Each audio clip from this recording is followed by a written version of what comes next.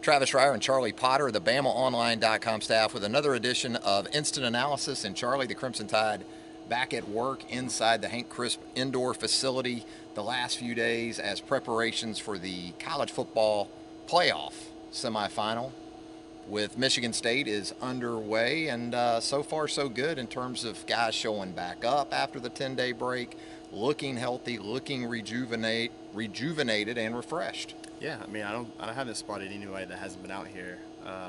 Maybe outside of Chris Black, but I mean, he was injured in the first place before deciding to transfer. So that's really a good note. I mean, I don't remember, in recent years an Alabama team being this healthy. Outside of Robert Foster, I mean, I can't think of anybody that's out that's been a key contributor. And I think that's going to be key. They need to stay healthy in this stretch of practices before they head home for Christmas, and then they'll be ready to go for Dallas. In terms of preparation, what we're seeing out there looks like a lot of what Nick Saban talked about after Wednesday's practice right now, at least. Fundamental work. Yeah. Seeing a little bit of experimentation. Deontay Thompson, I guess, back working on the defensive side of the ball. Yeah, I mean, that's a position he started out at safety. He and Tony Brown have been working there under Mel Tucker. And, I think that's a position that a lot of people want to see, Deontay be able to flourish at. You're going to lose Geno Smith next season.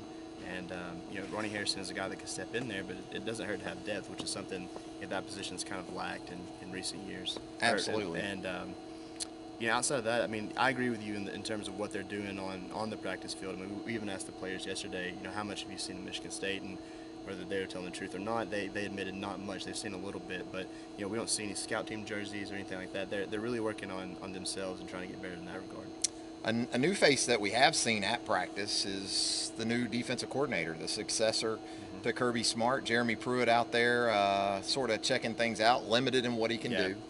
I mean, he doesn't look like he's doing anything except observing. He has a notebook out there. I would assume he's just basically taking inventory to an extent. Making a list and checking it twice. Exactly. I mean, it is Christmas time.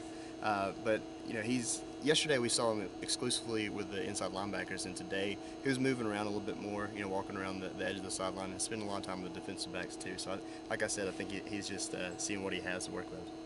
As we move closer to the weekend, I guess the team will take a break, go home after the weekend, go home for Christmas for a day or two, and then it's on to Dallas. Yeah, I think their last day of practice is the 22nd, so Tuesday, and that'll be an early practice, and then they'll go home the 23rd, and then I think they'll be back in Tuscaloosa the 26th, and hit a plane going west, and I will be too. So they have a little bit of practice, I guess. What was that, a week's worth? They started yesterday, a little less than a week's worth, and then they're hitting the road. So it's definitely getting here faster than I anticipated. It's going by pretty quickly. Nick Saban on Wednesday talked about not taking this as much as a bowl trip, maybe this time more as what it sounded like, a business trip. Yeah. So it will be interesting once they get out there to see how much that changes. I think the players have taken that mindset too. That's been the big thing ever since he announced at SEC Media Days with what happened with the draft feedback. The players just kind of seem like they're more tuned in.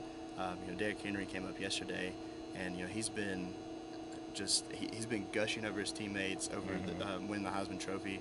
Basically, been a media darling when he's been in New York. He got here and was just in a sour mood, really. I didn't want to talk about the Heisman anymore. I wanted to focus on Michigan State, and I think that's kind of been contagious around the locker room. They seem like they're kind of accepting that business-like mentality that you mentioned. It really kept Henry up there a long time. Yeah. 4 or 5 days it seemed like? It seemed like an endless tour, really. It's just every time. And that was going from Atlanta to there, right? Yeah. I mean, he got there to New York on Friday, and he didn't get back in Tuscaloosa until late Tuesday. Yeah. So definitely a long cycle. He's ready to for play him. football. He is. You can tell. I mean, he's got that the A'Shawn Robinson mentality right now. So. And that's what they need, and that's what they want. The offensive line, it was good to see win a team award and the Joe Moore Award that went to the nation's top offensive line. I especially enjoyed that there were no spread offenses represented among the finalists. You had teams like Arkansas, Iowa, Stanford, road graders.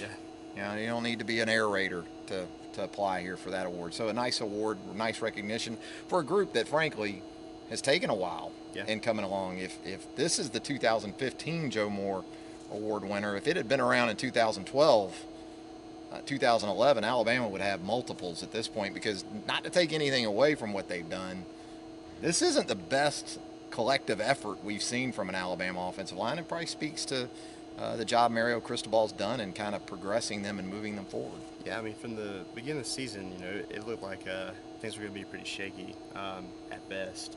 I think we saw, week one and then even in week two against Middle Tennessee, Jay Coker was having pressure in his face all the time. Mm-hmm. And I think you really saw after the bye week, after you get everybody healthy, there were rumblings that Cam Robinson was nursing an injury. I know Dominic Jackson had an ankle injury. After that, everything just seemed to click, and they've just been nasty ever since. It feels like Derrick Henry rushed for 200 yards every game after that point.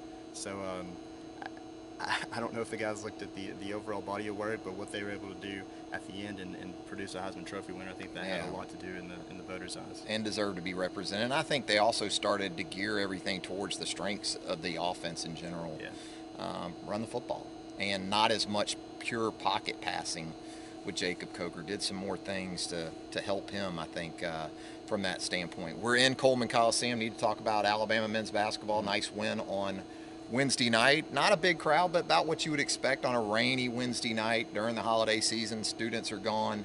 Avery Johnson's team off to a 7-2 start after a 72-60 win over Winthrop. Gutted it out in the first half. Second half played a lot better. Justin Coleman, Jimmy Taylor, and to get it done without another starter for a second straight game. Yeah, I mean, well, the crowd, that's kind of to be expected. Mm-hmm. I mean, we've seen that the past 6 seasons, but it's kind of been the case around Tuscaloosa in general. Like, I've gone several places, Quiet. And there's just nobody around. It's beautiful, really. Yeah, if you live here, I enjoy it. We're not but complaining. I know that's not what Avery Johnson wants to see, but you're right. I mean, I think it was really impressive what they're able to do.